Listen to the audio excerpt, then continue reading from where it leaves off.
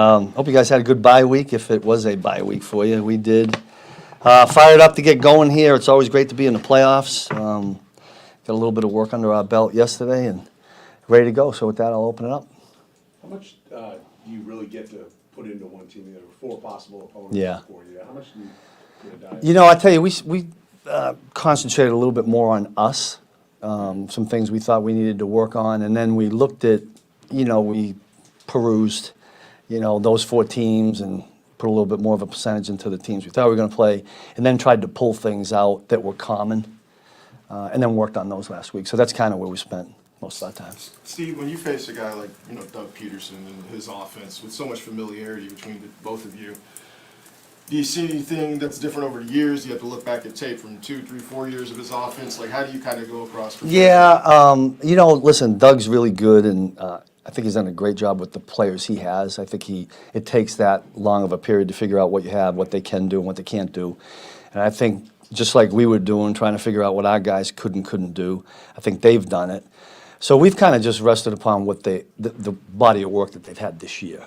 Haven't dug too deep into, because when I was with the Giants, we played him when he was in Philly, so there was this, and there are some common concepts that people carry, but concentrated mostly on what they've done this year. Steve, I know you don't study Patrick per se, but I suspect you have some sense of his evolution over these last few years, and I wonder if you can describe what it is, how difficult it is to contain a guy who sort of keeps evolving. It just seems like his definition of the line keeps... What always amazes me about our whole offensive group is how well they know each other. It's like Travis knows exactly where what he's going to do, when he scrambles to his right or his left. And, the guys that, obviously Travis has been the one that's been with him the most, but like even Jarek, I just feels like he knows where Pat's going to be. And to me, that's the most amazing thing. How they ever get that done, I'll never know. And Patrick's a typical elite player. He makes the other 10 guys around him better. And you see that all the time. You see it in practice. You see it on the field. When I get to watch a couple of plays. Always impressive. I don't know if that helps you with the question you're asking, but do you have some sense of Patrick still being kind of ever growing, ever changing? Yeah, I think everybody in the league does that. I've had guys that were in their 15th year that felt like there was something new they learned or were evolving. Whether you get to that part and then it's evolving into, do I got to keep my weight down because I'm older? How do I handle treat my body, et cetera, et cetera. So I think every year's an evolution year. Steve, are there any areas on defense where you feel like you've exceeded what you thought you might be able to achieve, when, say, in OTAs or what you were thinking back then or camp? I can think of the ones that wanted to be better, quite honestly. What were some of those? Well, the red zone, certainly. We've talked about that before. And I'm always a stickler for third down. Overall, we were okay, but I just think that's such a critical down, especially in the playoffs. I would like to be better at third down. And I don't think we had as many turnovers this year as we did a year ago. I thought we would have had more of that with the way we played, but you can never put your finger on that one. I don't remember a lot of dropped interceptions. I can remember a couple in my mind that stick out. The guys would probably be able to tell you which ones they did or didn't get. So maybe those two.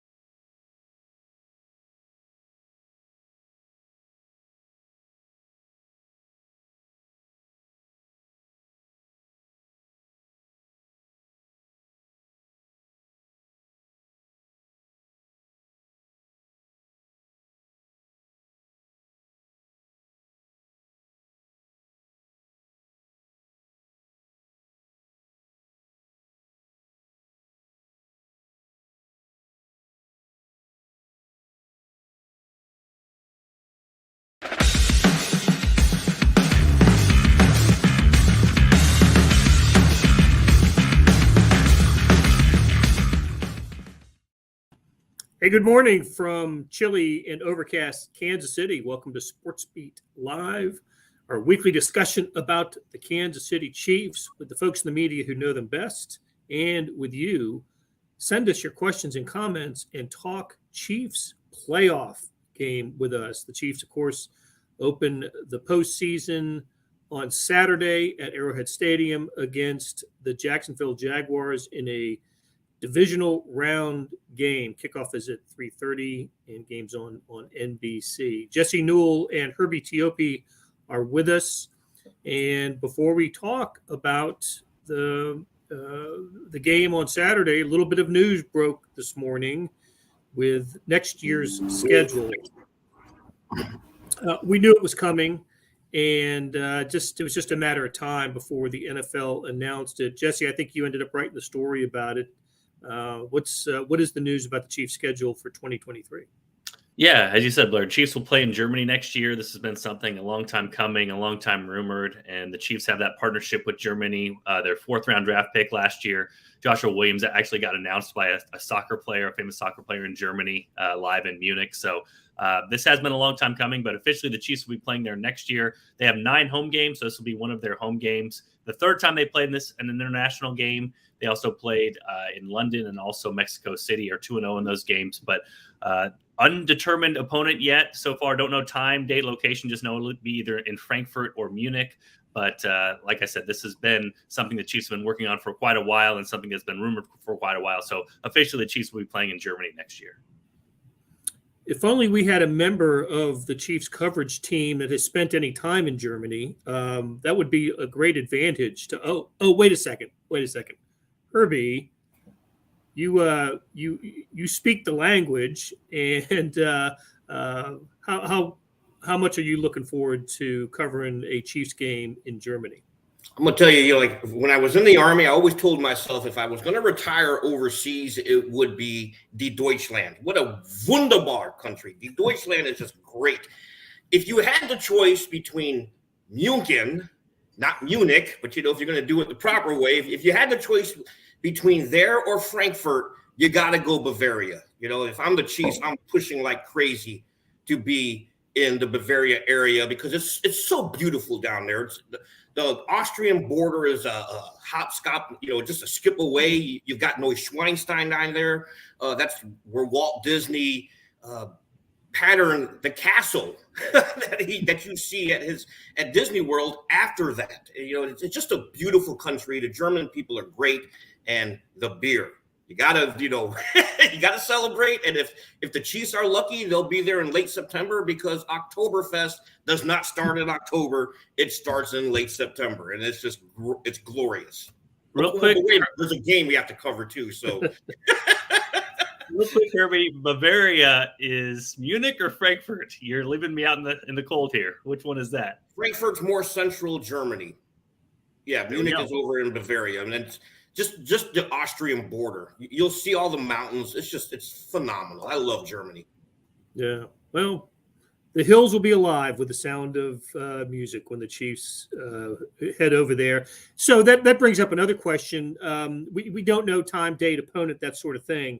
But the international games usually aren't in the first 3 or 4 weeks of the season, right, Herbie? They wait until, it seems like they wait until either late September or early or October to play these games. Yeah, that's absolutely correct. You'll start off obviously in London, and if I'm not mistaken, the Buccaneers Seahawks game was late after the midpoint season. That's when they were in Germany, but you're absolutely correct.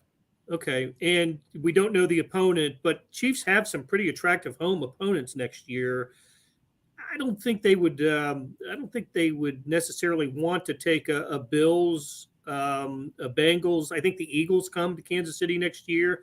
I don't think one of those games would go. A division opponent, you don't usually see a division opponent in those games. So who would that leave? Anybody know off the top of their head? I think Lions. They play the NFC Lions. Bears would be a good matchup. Bears are another one. And the other part about this, November actually was when the Tampa Bay Seattle game was this year in Germany. So mid-November. So there's some options there, but I think you're on the right track, Blair. Again, we're just speculating right now on who that other team could be. But if you take out the division foes, you take out these big games that should be played at Arrowhead, then you're left with a couple of those NFC opponents that are likely going to be in that slot. And of course, they played the Lions in London back in 2015. So, okay, like we were saying, playoff game on Saturday. I guess that's good news for Trevor Lawrence. who has never lost a game on Saturday in his life, high school, college, and now a third straight Saturday game for the Jacksonville Jaguars. Trevor Lawrence, of course, Jags quarterback, who led the comeback a week ago against the LA Chargers in the wild card game. But let's focus on Patrick Mahomes and the Chiefs. So I did a quick scramble here to come up with Patrick Mahomes' stats in first playoff games. Not all of them were divisional, right? Because they played in the wild card game a year ago. So Patrick Mahomes in four as a starter, 4 playoff openers, has averaged 314.5 passing yards. He's thrown for 11 touchdowns, 1 interception. Obviously, the Chiefs have won all of those games, and except for the Texans game for the 2019 season, where the Chiefs staged the wild comeback, they've kind of jumped out ahead and were in control of those games. So, Herbie, I know you got to leave pretty soon, so let me just ask you: is there an expectation that the Chiefs, you have used the bye week well and will come out and play on point in this game, or do the Chiefs, stumble around a little bit? And they kind of did that against the Steelers in the playoff game last year. Took them 2 or 3 possessions to get going, but once they got rolling, I think they scored on 6 straight. But how do you think the Chiefs come out on Saturday? Well, if they've watched the Jaguars over the past month and even the opening round of the playoffs, it better be the former scenario. You can't afford to stumble around against this Jaguars team. Blair, you covered it in the piece that you wrote yesterday, and I also touched on it in my keys to the game. They got to jump out, and they got to put the foot on the pedal and just keep it there. The Jaguars have shown the knack of coming back, and we're talking double-digit type leads. They did it in Week 15 against the Cowboys, overcame a deficit against the Titans to clinch the AFC South in the regular season final, and last week overcoming that 27-0 deficit against the Chargers. You cannot afford to stumble around against this team. This is not the same team that the Chiefs faced back in Week 10. They're dangerous now. They're confident, and they're dangerous. Yeah, Jesse, they've actually trailed. So the Jaguars ended the regular season on a 5-game winning streak. In each of those games, they trailed at one point by at least 9. And I think they were down 17 to the Cowboys in their comeback win there. And then, of course, as Herbie mentioned, the playoff victory down. Trevor Lawrence was incredibly bad with 4 picks, and they're down 27-0. And we were all watching the game, and I remember looking at or seeing Doug Peterson interviewed at halftime. It didn't seem like anything was wrong to him. That just keep focused, and said the things coach has said. But he had a great demeanor, and sure enough, Jacksonville just played the percentages, played really well. The Chargers were miserable in the second half, made some bad decisions. So Jacksonville ends up winning that game when for 58 minutes, we thought the Chiefs and the Chargers were going to meet for a third time this season. So long-winded way of asking you, how do both teams come out on Saturday? Jacksonville going to be ready to play? Chiefs going to be a little, they're going to play loose. How do you think this game opens up for the Chiefs? Yeah, I think the loose part is pretty important. We've seen the Chiefs at Arrowhead. It's been weird. I mean, this is kind of picking nits if you're talking about a 14-3 team. But if we were talking about just them playing at home and on the road, they probably played better on the road this year. And you add to it the playoff atmosphere. Listen, the tickets are still expensive and people are still excited to go. But you get down 7-0 or 10-0. All of a sudden, you experience this in Allen Fieldhouse some, you experience this at Arrowhead. You get that sort of nervous energy. NCAA tournament happens too. You kind of feel the air get sucked out of the building. It's hard to revive yourself and get your energy going back when you feel like that tightness that comes with it. So that's really probably the Chiefs, what they have to be concerned about most. I think the big part of this matchup is both teams have some advantages when it comes to the passing offense. And you want to talk about the teams that are left in the AFC. I don't think it's a coincidence right now that we talk about some of the best quarterbacks still available. Joe Burrow, Josh Allen, Patrick Mahomes, and Trevor Lawrence, obviously last game coming on and showing what he showed. So the Jaguars have the pass offense to come back. And that's why the pass offense, I keep talking about it throughout the course of this year. It's the trump card in the NFL. If you have a good pass offense, you can overcome deficits, you can hold leads, you can do anything. That's really the one thing in the NFL that kind of outweighs others. So Herbie talked about keeping the foot on the pedal. I think for the Chiefs, it's important to do that on the offensive end because the Chiefs have the advantage on offense. Jaguars defense, especially in the secondary, is not very good. They've been able to get some pressure with some pressure looks from their front four, but Mahomes picked apart the secondary. I think 331 yards and 4 touchdowns in the first matchup against the Jaguars. So that's the sort of thing I think the Chiefs need to go in with the mindset of is 7-0, 14-0, 14-7, whatever, however many points it is, you can't let up there because the Chiefs' advantage is scoring and Patrick Mahomes in the pass offense. And that shouldn't go away unless we saw like the Chargers last week, you sort of ease up a little bit and start to play the time game. Chiefs shouldn't do that. This should be a game that should be feature a lot of points, I think. And the way that the Jaguars keep this one close is sort of what we talked about. They kind of play with a free mind with Doug Peterson going for it on 4th down, doing tricky things. Surprise things, gadget plays, as Steve Spagnuolo, defensive coordinator, was talking about yesterday, they're expecting from them, and having the right mindset as an underdog. For the underdog, you want to mix things up, and that's what Doug Peterson's going to do. So will it create some anxious, nervous energy around Arrowhead? It could, especially if the Chiefs don't play well early. I've seen that before. I've felt that from the fans before, that nervous energy. Mark says the Chiefs' offense has started slow most games this year. I think that needs to change in the playoffs. I agree with you. I can't, the scenario that I think about for the Chiefs when they're a heavy favorite, as they are this week, 8.5 points. I think about the game at Denver earlier this year where the Chiefs, everything broke right. They went up 27-0 in that game, just as the Chargers did to the Jaguars. And at that point, that game needs to finish 37-13, right? That's you obviously the opposing team's going to get their shots, but you got to keep the pedal to the metal, as Herbie said earlier. And of course, that game didn't finish that way, right? The Chiefs were scrambling at the end to beat the Broncos that day in Denver late in the regular season. If the Chiefs end up with that early lead, Jesse, as you suggest, I think you got to keep going. You absolutely have to keep going. One thing to mention, Blair, I've been doing some research on this week is, let's be honest, the Raiders game, this past game the Chiefs played was sort of like that as well, only the Chiefs did not allow points after that. And now we know Mahomes in that Denver game you're talking about, he had some interceptions, kind of let them back in it, but the Chiefs defense was pretty bad at the end of the first half and the beginning of the second half.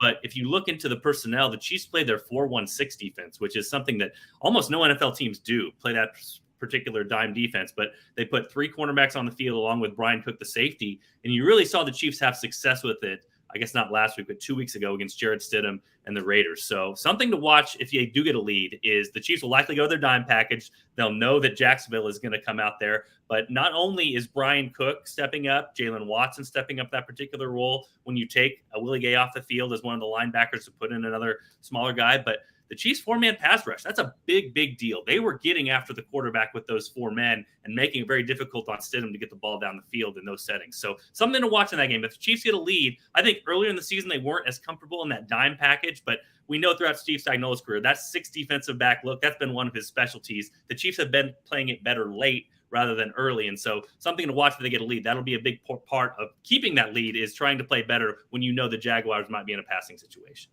And they're going to have to, Jesse, because the Jaguars, they do have weapons. It's not just Devontae Adams that the Chiefs are going to have to deal with. They're going to have to deal with Christian Kirk, who had 109 yards and 2 touchdowns against the Chiefs back in Week 10. And you got to deal with tight end Evan Ingram and wide receiver Zay Jones.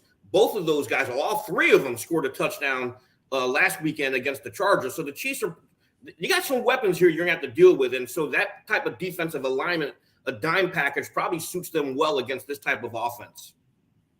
Tell you what, though, Travis Etienne, pretty solid running back. This guy, I just think he's very good and underrated as well. So, and hey, you mentioned Willie Gay.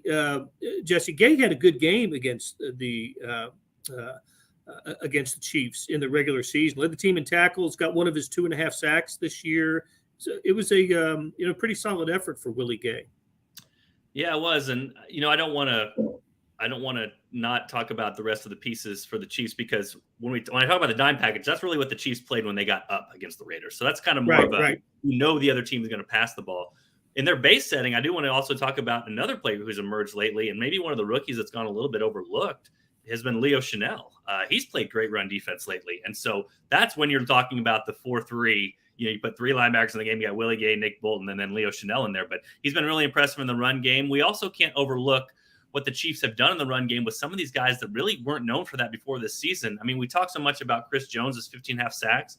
Well, you look at some of his defensive ratings, he's gotten a lot better against the run this year. Frank Clark has played, at least Pro Football Focus-wise, you look at his grade, he's played the best of any run defense he's played for the Chiefs, and honestly played the best he's played for the Chiefs, even in those 4 seasons. Now, what's different about those two guys is if you think about their reputations, Chris Jones, amazing regular season reputation, no sacks in the postseason yet, which is an amazing thing to even talk about considering his history and what he's done. But Frank Clark, we were talking about this on the radio yesterday on 810, 5th in NFL history in sacks in the postseason.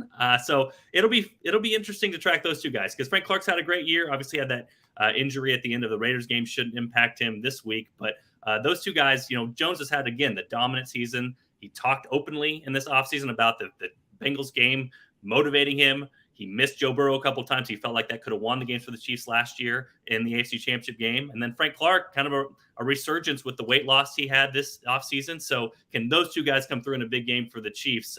That'll be something to watch, especially Chris Jones, because we know the pressure is on him to perform. Yeah, I'm writing a little bit about that, the Chris Jones, Frank Clark comparison. And it is fascinating. Clark with 11 career playoff sacks, 8 for the Chiefs. And the NFL record, it's I don't know, it's like 18 or something. But if Frank Clark picks up 1 or 2, he'll go into the top 3 and all-time sack. Yeah, and they 2. It's crazy. But in defense of Chris Jones, he's had 9 passes defended in his playoff career, and of course his play in the fourth quarter of the Super Bowl victory over the 49ers was pivotal. Chiefs don't win the game if Chris Jones doesn't bat down a couple of passes in that moment. So he's had big moments. They just haven't come at sacks, and he will tell you that he regrets greatly the sacks he didn't get against Cincinnati in the AFC title game last year. Yeah, I mean, he in OTAs, I remember he brought it up unprompted, just saying, I could have gotten Joe Burrow, brought him down twice in the AFC Championship game. That would have changed the entire game. And so that's kind of another side story to watch here, Blair. I mean, I talked about the Chiefs' passing offense should be really good against Jacksonville. It was really good a few weeks ago at Arrowhead. It should be good this game.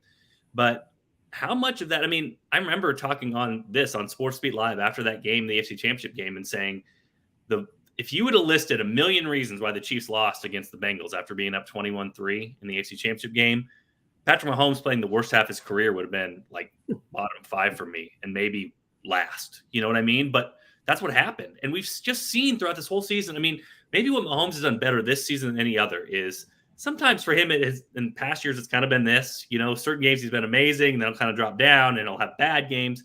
It's been this all year. I mean, the guy has just been good, great, great. I mean, it hasn't been a horrible performance. And so, I asked him this week just about his mindset going into this game and going into Arrowhead and trying to, keep his emotions in check. But that's something to track too. I mean, I would not predict that the Chiefs passing offense gets sidetracked against Jacksonville. I wouldn't predict that Patrick Mahomes throws a couple interceptions or loses his mind or loses a fumble for the first time this year.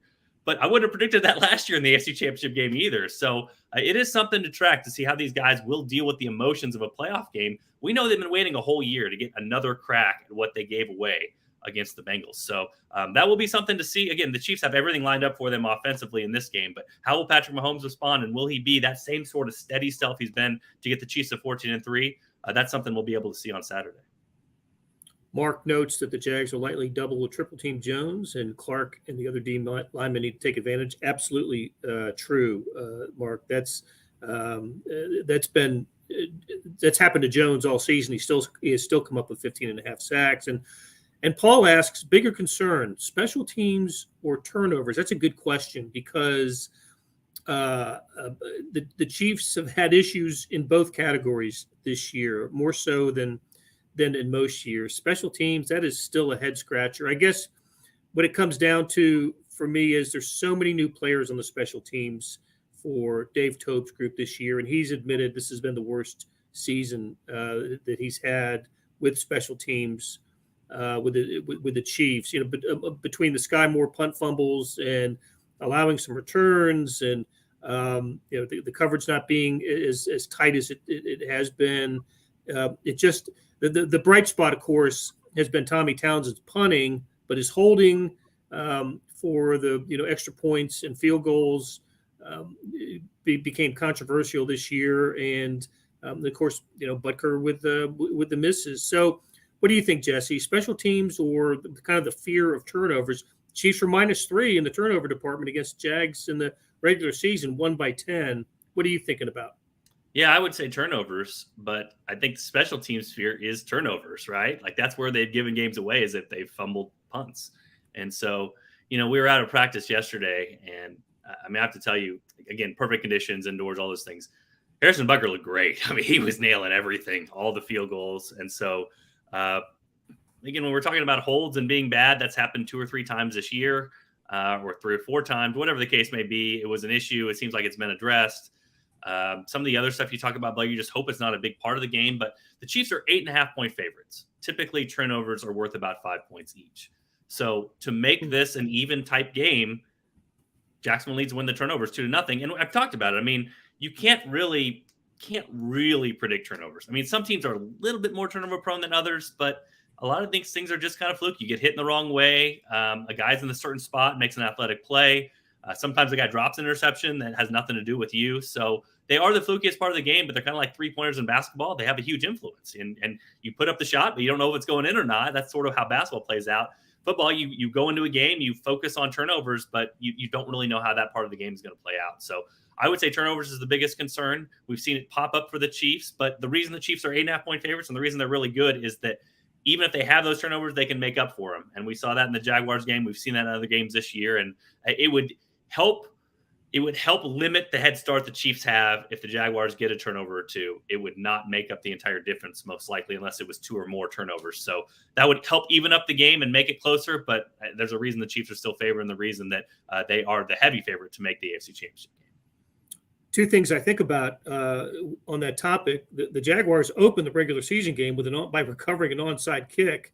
That's right. And then the Chiefs defense stood up and forced a punt. I think the Jags got 1 first down, but that was it. So the surprise element that they got their sideline all juiced faded quickly, and there was a great credit to the Chiefs defense in that moment. The other thing is it may be a little snow, rain, wintry mix on Saturday, and you just don't know how that will impact the game. The Chiefs have Patrick Mahomes actually won his first playoff game in the snow at home against the Colts. Back in it was the 2018 season. So I don't know how much of a factor that would play. One thing that would make me feel better about the Chiefs in bad weather is the running game has been pretty darn good for them over the last several weeks of the season with Jerick McKinnon and Isaiah Pacheco in particular. And speaking of Pacheco, Jesse, you uncovered a little nugget about Chiefs starting running back rookie Isaiah Pacheco. We talked about Trevor Lawrence never losing on a Saturday and Chris Jones never having a playoff sack. There's a never in Isaiah Pacheco's football history, isn't there? Yeah, he's really motivated because he's never won a postseason game in his career, his football career. In his life. In high school, he was on one of those. It's sort of like he is sort of the ultimate underdog story because his high school, his junior year when he made it to the playoffs, they had not made it since 2003. So he helped end a big drought there. They lost by 2 points in the playoffs there. The senior year went back, lost that game in the playoffs, and then he went to Rutgers. I mean, he's one of those local kids who decided to go to the local program, stuck with it. In his final year, Rutgers went 5-7, was a late replacement in the Gator Bowl for Texas A&M after they had COVID issues. But Pacheco was lined up to play in 2 All-Star games before the NFL draft, so he sat out and opted out of it. So he is 0-2 in his career as a postseason football player and then did not play in college. So he has not played in a postseason game. We're talking about New Jersey high school. I mean, I'm sure it was a big deal at the time, but that's not the NFL playoffs. But he last played in a game in 2017. So that is sort of fascinating to think about. We think of most of these kids kind of coming up through the ranks, and you're going to play at Alabama or Georgia or wherever. You're going to play in some sort of postseason game. But that's not the case with Isaiah Pacheco. You mentioned him the first game. He had an interesting storyline too. He fumbled on the Chiefs' first possession in the red zone. Andy Reid goes right back to him. He had a really good game after that. 16 carries for 84 yards, I think it was, in that particular game. So there could be the same type of openings in the run game that there was in the first game. But Pacheco is going to be motivated. He's always been the Chiefs' energy guy. He will be again on Saturday. All right, Jesse, I've been waiting. We didn't get to it on our show earlier this week, and we didn't leave enough time to talk about it today. But you wrote a terrific story this week about the evolution of the Chiefs' offense, and even with most of the key characters like Patrick Mahomes and Travis Kelce and Andy Reid, Eric Bieniemy, they've all been here throughout the entirety of of the Mahomes era of the Chiefs. It continues to evolve, and it continues to be productive. The defenses haven't cracked the code, and it's because the Chiefs continue to provide new wrinkles. And just take us through the bullet points of what makes the Chiefs offense so successful year after year. Well, yeah, the one subset of this that we talked about or I wrote about is using motion. And a lot of teams use motion as what Patrick Mahomes would call man zone ID. So if you have a receiver go in motion, a defender follows him, okay, that's probably going to be man coverage. If a defender doesn't follow him, it's probably going to be zone. So a lot of teams use that to try to get a tell on the defense, to try to figure out what the defense is doing. The Chiefs, though, they've been 3 times more productive than any other NFL team when it comes to motion because they're using it in more ways than that. And one of those ways, if you remember the Justin Watson reception from the last game against the Raiders, he goes in motion down the sideline and then takes off on the snap and is able to get a step on the defender down the sideline. The Chiefs completed for 67 yards. That's one creative way. You have a guy already fully going and then continuing up the field. You're going against a flat-footed defender. All of a sudden, your faster players become a step faster. You can break down the sideline.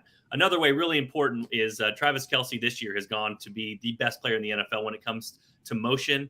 And the big thing the Chiefs do with him is they continually move him because if he gets jammed at the line, it's hard for him to get going again. He doesn't have the elite speed that he once did. So a lot of times they move him, they stack him behind another receiver, and that way other teams can't just be physical with him and stop him at the line of scrimmage. He's able to get free releases, and when he gets free releases, him and Patrick Mahomes do their sort of freelance thing. So there's other things too. There's examples in the story about how sometimes if you come in motion, you change the defender's leverage. He might be outside of you. Instead, he's now inside of you. It makes completions easier. But a lot of different things the Chiefs do. It goes back to they use motion in basically everything. They started with day one of their installs in training camp. And because of that, they utilize it for plays that, maybe more than most teams would do. So because they have this in their arsenal, because it's always there, they can use it in different ways that other teams have not been able to utilize it. So it goes back to Andy Reid, the coaching staff, and being able to sort of envision this thing and craft this thing from the very start to have it so that they can take advantage of some things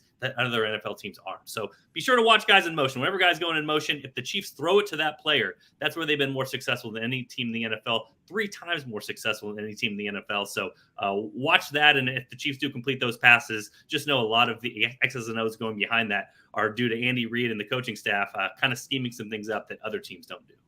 Great story. Find it on kansascity.com. All right, Jesse, we'll get out of here. I'll ask you 2 questions. Just give me the one-word answer.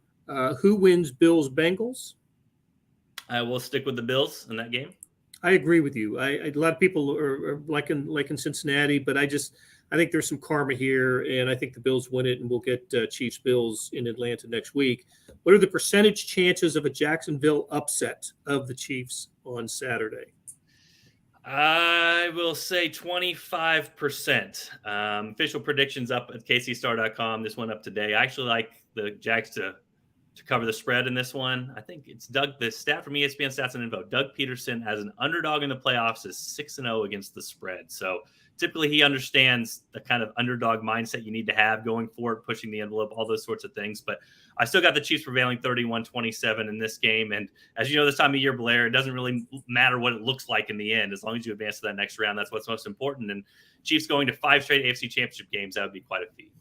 I think it's 30-20 Chiefs, so they just get the cover in this one. Okay, Jesse, great stuff, great conversation. Appreciate Herbie Teope being here, and as always, George Howard producing this program. So we'll be back at you after the Chiefs-Jaguars AFC divisional round game.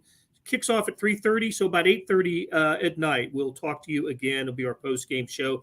Please join us. And until then, take care.